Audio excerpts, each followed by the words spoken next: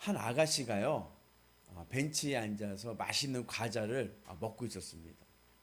그런데 옆에 한 할아버지가 앉아 계셨는데, 그 할아버지가 이 아가씨 얼굴을 쳐다보면서 빙그레 웃습니다.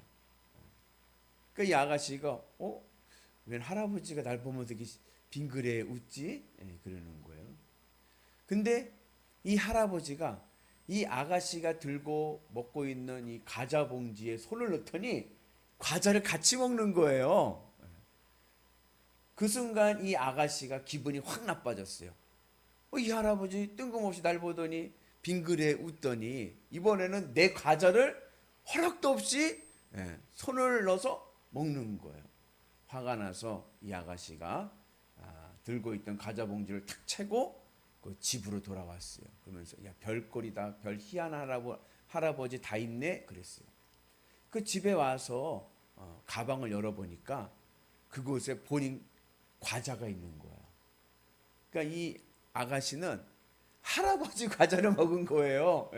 그것도 자기가 들고 할아버지 과자를 자기가 들고 자기가 먹으면서 그 할아버지를 오해한 겁니다. 이것이 바로 사람의 확신입니다.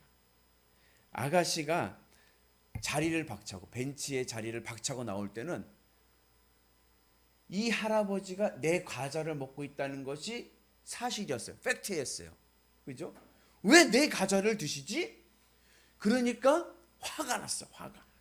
화가 나가지고 그리고 왔는데 나중에 보니까 이것이 뭐예요?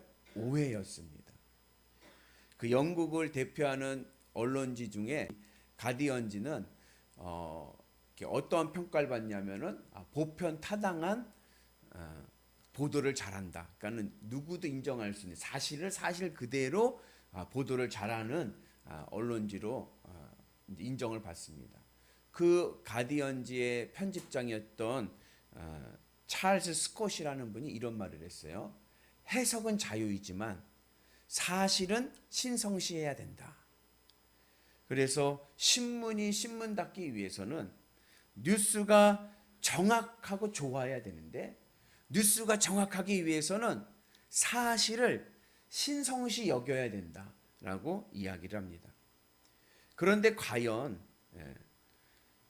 누가 이 사실을 제대로 파악할 수 있는가?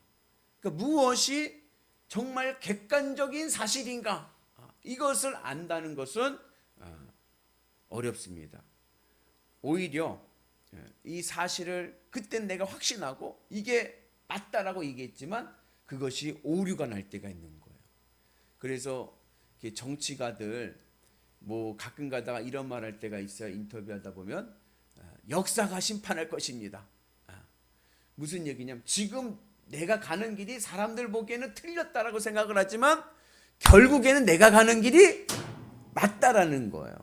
그러니까 이 사실의 오류 속에 우리가 살고 있기 때문에 나중에 가야 우리가 그것을 알 수 있다라는 이야기죠. 그 재미난 이야기가 있어요. 한 이제 남자가 TV를 보는데 그 한 아나운서가 방송을 할 때마다 마지막 멘트가 이거예요. 사랑합니다. 오늘도 행복한 날 되세요 하고 끝나는 거예요. 아침 방송인데. 그런데 어느 날 한 남자가 방송국을 찾아왔어요. 그리고 경비실에서 와서 그 아나운서를 불러달라는 거예요. 그래서 이제 경비실에 연락을 받은 아나운서가 밑에 로비로 면회실로 나왔습니다. 그때 이 남자가 그 아나운서를 보면서 이렇게 얘기하는 거예요. 제가 깊이 고민했습니다. 2년 동안 아나운서께서 저에게 늘 사랑 고백을 매일매일 해주셨는데 제가 이제 그 사랑을 받아들이겠습니다. 우리 결혼합시다. 그러더라는 거예요. 그러니까는 우리가 어떠한 경험 속에 살아가냐면 내가 보고 내가 듣고 내가 경험한 것이 옳다라고 생각을 해. 그런데 내가 보고 듣고 경험한 것에 오류가 있다는 거예요. 이 남자는 늘 아침마다 방송 볼 때마다 이 아나운서가 사랑합니다, 오늘도 행복한 날 되세요 할 때 이걸 나한테 얘기한다라고 생각을 한 거예요. 오류가 난 거죠. 그래서 이 사실을 우리가 온전히 파악한다는 것이 어렵습니다. 오늘 말씀은 사도 바울이 사울일 때 이야기입니다. 사도 바울이 사울일 때 기독교를 탄압하기 위해서 아주 그냥 앞장서 가는 거예요. 그리고 기독교인들을 탄압하고 박멸하기 위해서 다메섹으로 가는 그 노상에서 오늘 주님을 만나는 사건입니다. 그런데 왜 어떻게 사도 바울이 사울일 때 그렇게 기독교인들을 박멸하면서 박해하며 살아가려고 했는가? 1절에 보면 재미난 표현이 나와요. 1절에 보면 뭐라고 나오냐면은 위협과 살기가 등등하여라고 그래요. 살기가 등등하다. 이 등등하다라는 것은 뭐냐면 그 마음을 가득 채워서 그것으로 호흡한다는 거예요. 그 가슴을 그것을 채워서 그것으로 호흡한다는 겁니다.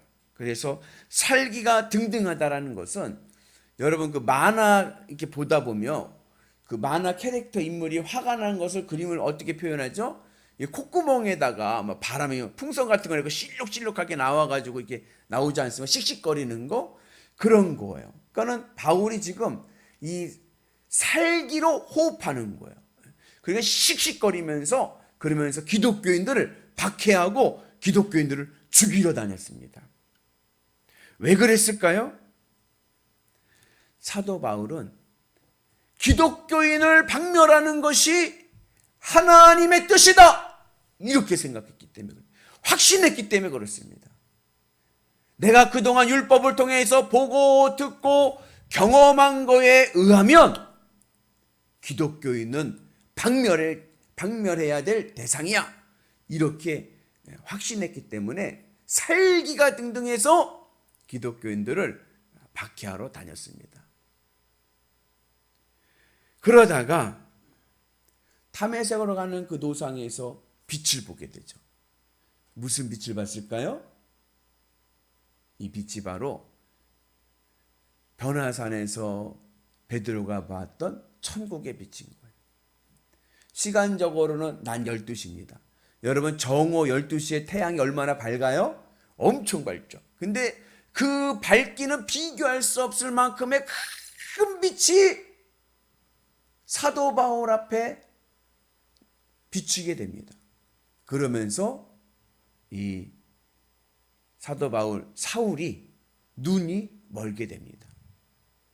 눈이 멀게 되었다는 것은 무슨 의미가 있냐면 그동안 이 사울이 보고 듣고 경험하고 그것을 통해서 내가 옳다라고 여겼던 사실들 그것들이 틀렸다라는 것을 우리에게 보여주는 거예요.